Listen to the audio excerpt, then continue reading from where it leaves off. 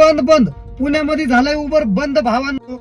आणि नाशिकचे जे बी कोणी जात असेल पुण्याला तर भावांनो आपल्या भावांना साथ द्या पुण्याच्या आणि उबर बंद ठेवा भावांनो. कारण की उबरचे रेट आहे ना फारच कमी आहे. ओला आणि उबर मध्ये फार डिफरंट आहे. फार म्हणजे टॅक्सीवाल्यांची खूप वाट लागली डायरेक्ट उबर चालवून. कारण की एवढी वाईट परिस्थिती ना पुण्यामध्ये. 30-30 किलोमीटरचे फक्त 250 ते पावणे 300 रुपये देतात. म्हणजे बघू शकता तुम्ही भावांनो किती विचित्र परिस्थिती आहे.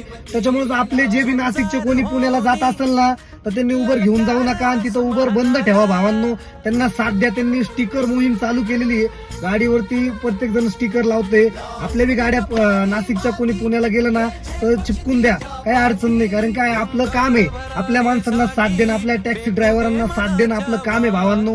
त्याच्यामुळं पुण्याच्या प्रत्येक माणसाला आपल्या नाशिककरांनी साथ देणं खूप गरजेचं. पुण्यात जात असाल तुम्ही ओला घेऊन जा, उबर घेऊन जाऊ नका भावांनो. आणि आपल्या पुणेकरांना सपोर्ट करा.